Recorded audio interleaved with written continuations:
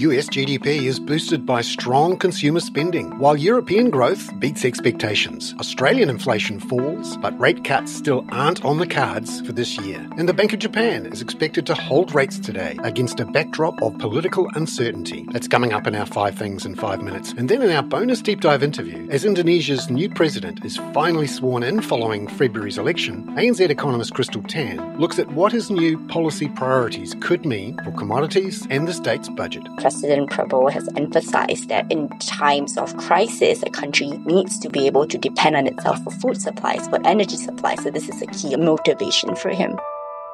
But first, in 5 and 5 with ANZ, US stocks rose overnight. The S&P 500 was up 0.15% at 4 a.m. Sydney Melbourne time after data showed the US economy grew 2.8% year on year in the third quarter. That was led by stronger consumer spending. It rose 3.7%. That was the fastest since early 2023. The data added to expectations that activity wasn't running too hot or too cold, backing the soft landing view. European GDP also accelerated in the third quarter, beating expectations to be up 0.9% from a year ago. As of 4 a.m. Sydney Melbourne time, the US dollar index was down 0.3%. The Aussie dollar up 0.3% at 65.80 US cents, while the Kiwi was up 0.19% at 59.84 US cents. Number 2, Australia's headline inflation fell back within the RBA's 2 to 3% target band in the September quarter, recording an annual rate of 2.8%. ANZ senior economist Catherine Birch says that was dragged down by temporary electricity rebates and imported fuel inflation, and the key focus should be on the trimmed mean measure, which remained above target. So that removes the most volatile price changes, including things like electricity and fuel in the quarter.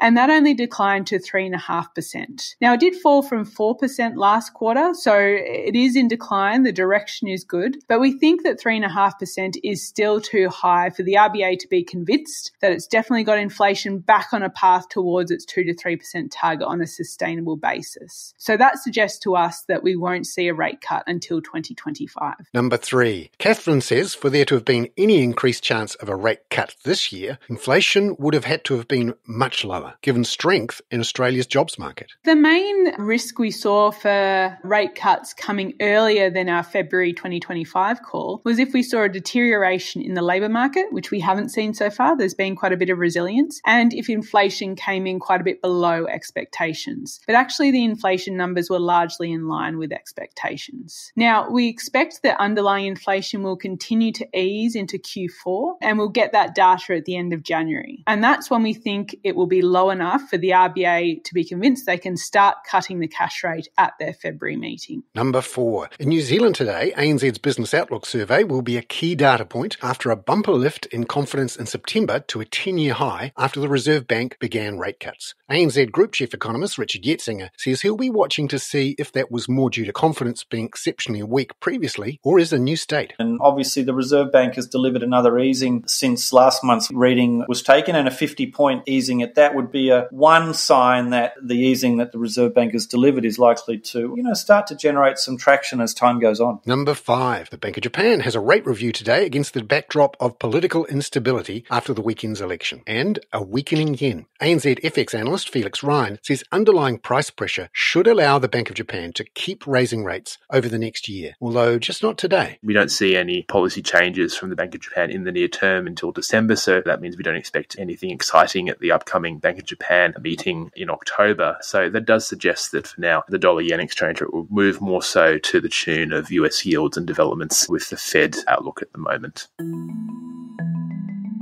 Felix Ryan there. Now, in our bonus deep dive interview, Indonesia's new president has been officially sworn in, appointing the previous finance minister back to her role in a show of stability and continuity. But as ANZ economist Krystal Tan explains, there are also some key differences in policy priorities to his predecessor. President Prabowo has been very clear about the key economic priorities he's focusing on. So first, achieving food self-sufficiency is very important to him. He wants to make sure that Indonesia can meet its own food needs within the next 4 or 5 years and become a global food hub. He's even created a new coordinating ministry to oversee this. Another thing he's very keen on is energy self-sufficiency. He wants to tap into local resources such as palm oil, sugarcane, corn, geothermal energy, coal, hydro energy. So under President Jokowi, there was a push to downstream commodities, but the focus was very much on nickel downstreaming. increasing. So under President Prabowo, he wants to leverage even more of Indonesia's natural resources to develop industries that add value. So he's looking beyond just nickel. He wants to include other commodities like sugar, like palm oil, coconuts, even seaweed.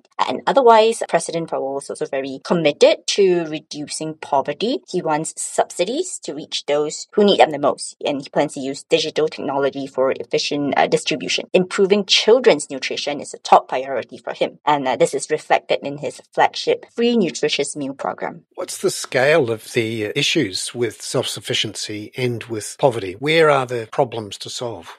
So Indonesia is still a major net food importer, and over the last year, when you look at what happened with rice prices, when the global supplies of rice became tight, and also domestic production got affected by unfavorable weather conditions. So what Indonesia ended up having to do is to import quite a lot of rice and at expensive prices. So that was obviously a strain on both the budget and also the current account. And more broadly, President Prabowo has emphasized that in times of crisis, a country needs to be able to depend on itself for food supplies, for energy supplies. So this is a key, like a motivation for him. And just looking at what we're likely to see in the budget that's coming up, what are the sort of quick wins which may come up? Yeah, so the 2025 budget has included several of President Prabowo's key initiatives. So the flagship program is his Free Nutritious Meal program. For next year, a budget worth about 0.3% of GDP has been allocated for this program. So it will start with a target group of 3 million students. They will receive a free nutritious meal per day. And then the program's going to scale up to 6 million in April and then 15 million in July. And over the next 5 years, the goal is to scale the program up to 83 million target participants. Otherwise, in next year, there's other priority programs to include school renovation projects, also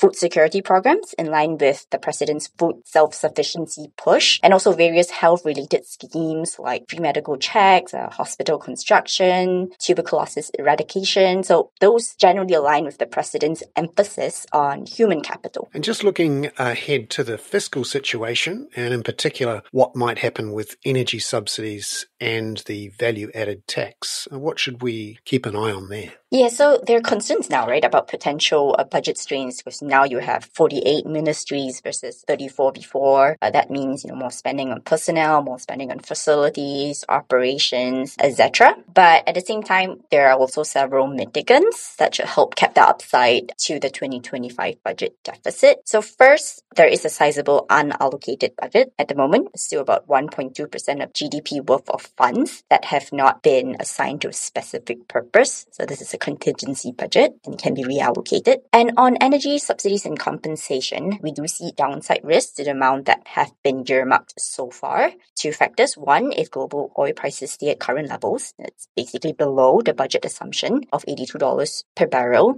That's going to potentially free up some funds. And also, we're also watching to see if energy subsidies will be cut back because the president did reiterate at this inauguration his desire to replace existing blanket subsidies with direct cash assistance. So if an energy subsidy reform is to materialize, that would also save a significant amount of funds in the budget. And finally, the VAT, the value-added tax, it's scheduled to increase by 1 percentage point next year to 12%, but ultimately the decision will be with the new president. So if that tax hike comes true, that's going to add another maybe 0.3% of GDP worth of funds. So a number of watch points here for the budget deficit. Krystal Tan there.